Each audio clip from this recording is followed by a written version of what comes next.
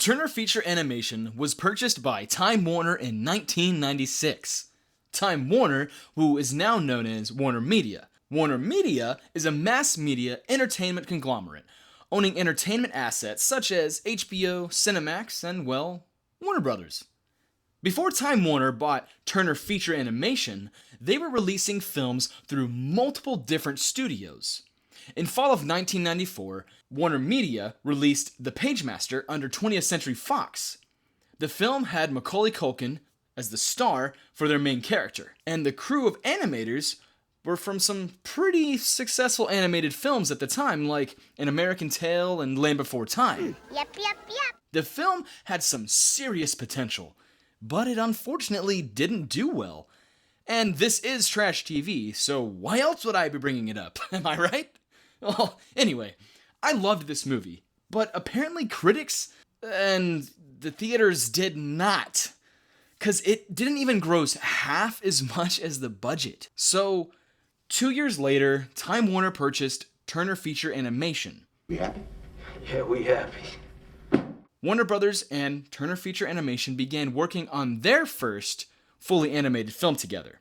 But this was Turner's first fully animated film completely.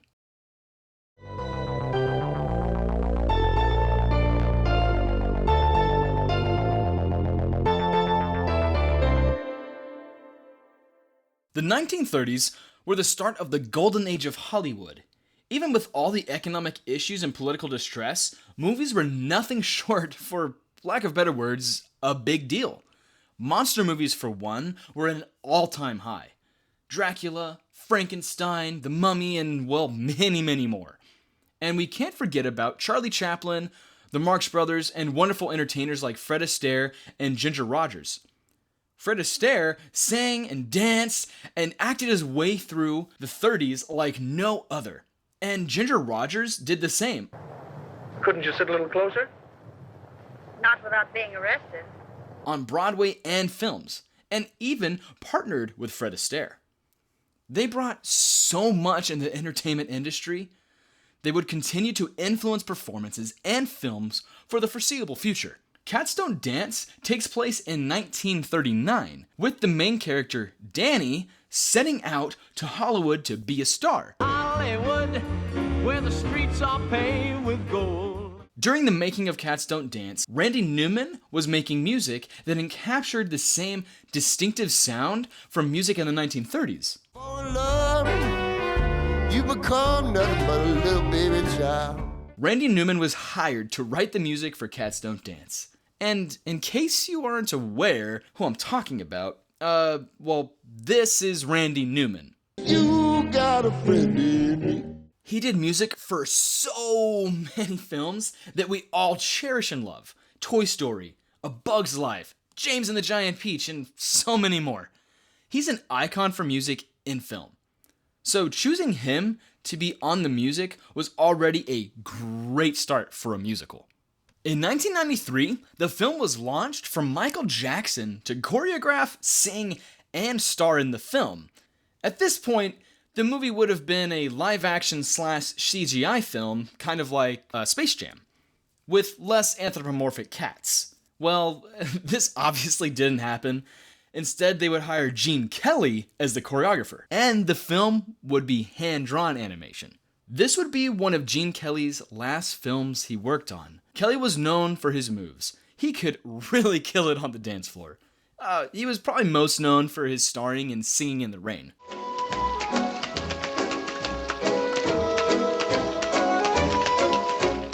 As well, Gene wasn't a stranger to animation. This was one of the best moves Warner Bros. Could have made, and the movie had some really cool dances. It had the same old-timey swing feel, but also with a sprinkle of some, good old Warner Bros. Cartoon charisma. As always in an animated film, I want to get into the voice cast. In animated film, voice casting has a huge bearing on the film. Animation can only carry the movie so far, so the voices have a huge impact. Danny is our main character in Catstone Dance, and he's dreaming about being a Hollywood star. I was pretty shocked when I found out who voiced Danny. Scott Bakula was the voice of Danny, and not just the acting voice, but he was also the singing voice. Scott was a Broadway actor and singer. Yeah, our beloved Sam Beckett from Quantum Leap was also our beloved Danny, the singing, dancing, smooth-talking cat. I was pretty surprised. This was also before the time he was the captain of the Starship Enterprise as well. Because you obviously don't know anything about writing. Scott did, well, a fantastic job with his character. So good, it's really hard to imagine what Danny would sound like otherwise without Scott doing his voice. I want everyone to have all the fun. Sawyer was voiced by Jasmine Guy, most known for her role in Different Worlds as Whitley Gilbert. Sawyer is who Danny's love interest and partner in crime in the film. They actually had Natalie Cole for her singing voice. Will be an everlasting love for me. Whoa. Seems like everyone's sailing way out on the sea. I could make an entire series just about Natalie Cole's life and her accomplishments. She became a star in the early 70s, releasing album after album after album, reaching number 1 of R&B music charts at the beginning. She released 23 albums, many going gold, and all her awards. I mean, it's kind of insane. One of the most incredible soul artists of all time, and she was an actress. What couldn't she do?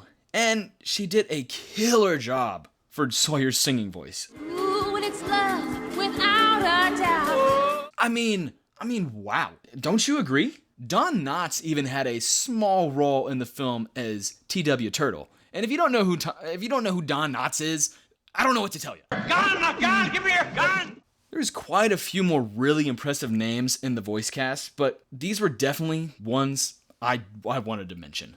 This was the first animated film that wasn't from Disney to win the Animated Feature Award.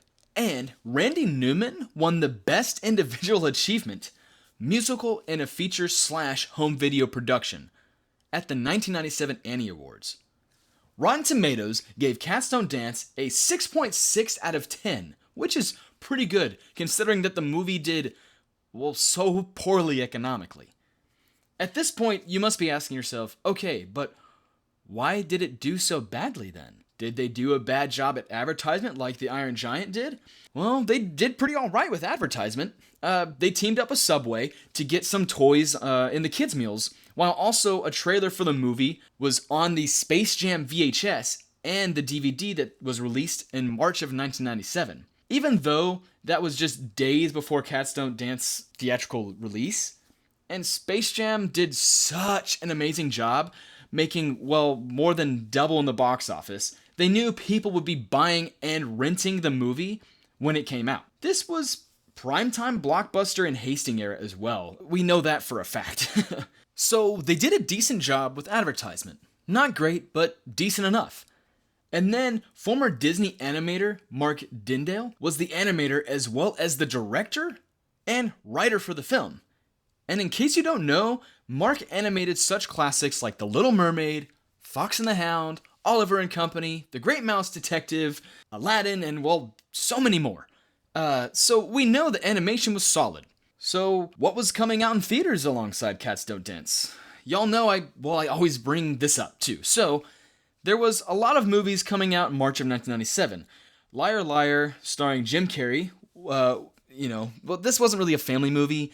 And they re-released some Star Wars, like Return of the Jedi, but I can't see this overshadowing a new movie coming out to theaters. And then Disney released Jungle to Jungle, starring Tim Allen. That came out March 6th of 1997. This could have easily overshadowed Catstone Dance a good bit, but I don't think that was enough of a big deal to have caused a $20 million loss with Catstone Dance. So, what happened? I'd spent a lot of time searching for, critics' responses, seeing, maybe somewhere I could find where they can point out, a little more on where they went wrong with Catstone Dance. Even this review from Rogers Elbert basically says the film was great with a slightly difficult plot. for its target audience. So then it kind of, became my chance to make a diagnosis, I guess. So I don't typically like to criticize things, but I guess I do enjoy dissecting things. So that's what I kind of decided to do with Catstone Dance. So Catstone Dance, it is a children's film, or you could even argue or say that it's, a family film. That's fine. And it's about animals making their way to stardom and defeating the villain who is basically prejudiced against all animals, especially cats. After lots of work, they are able to defeat Darla Dimple, who is the main villain, and her sidekick, Max, who is her butler. Again, this is all taking place in the 1930s. And I would say that might have kind of been a missed opportunity, because it's hard to, for their target audience, that might be a little bit, maybe a little bit deep. I don't know. That's just what I'm thinking. So, that being said, there is a bit of a barrier there for the kids watching.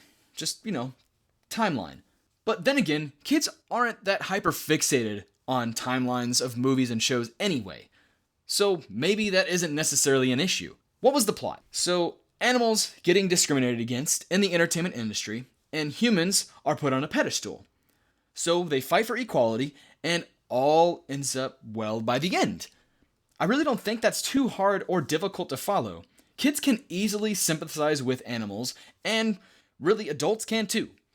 Especially those that can relate to being discriminated against. I think one of the reasons was they made a very dislikable, or dare I say, hateable villain. Now, some might ask, but aren't you supposed to hate the villain? Well, not necessarily. Writers want you to root for the hero, but you have to be able to relate to both to some extent, right?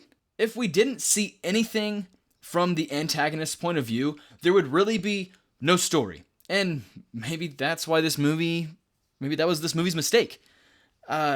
We didn't really see where, how Darla became a villain. She kind of just hates animals. That's it. That's what we're stuck with. She hates them. We just have to be like, okay, as the audience, and move on. We don't really know why she's evil towards them. So, sure, she feels threatened by them. Okay, but is that enough for the audience to form a full rounded opinion? This was a really difficult diagnosis for me, and I still don't really know why this film did so poorly. The animation may not have been on par with Disney, but it was definitely a heavy competitor. The music is fun and well written and passionate. The voice cast was strong, popular, and well casted in my opinion. The story was fun, easy to understand, and flowed. They advertised maybe, not perfectly, but they at least, did it. they did. So, unlike some others, I know I always bring that up. And if you look at, what was in the box office during the release, Tim Allen's Jungle to Jungle is really the only major competition. I mean, the film did well, but for Disney standards, come on. I think it had everything it needed, besides a bit more of a backstory for our antagonist in Catstone Dance. But that shouldn't affect a movie by a $28.4 million loss. Should it? I want to hear what you think. When you watched this movie, what were your thoughts? What do you think Warner Brothers could have done better? What was really the underlying cut to this movie's failure? Who knows? This could be a mystery we never solve. Once again, thank you to all who stuck around to the end of this video. You are true trash heads, and it means so much to me. Follow us on Twitter and Instagram. I'll put links in the description as per usual. And go check out some of our other videos like this one. Don't forget to like, subscribe, and hit that bell so you'll get a notification when we post again. Leave a comment and start up a little conversation. And I look forward to seeing you here next time on Trash TV.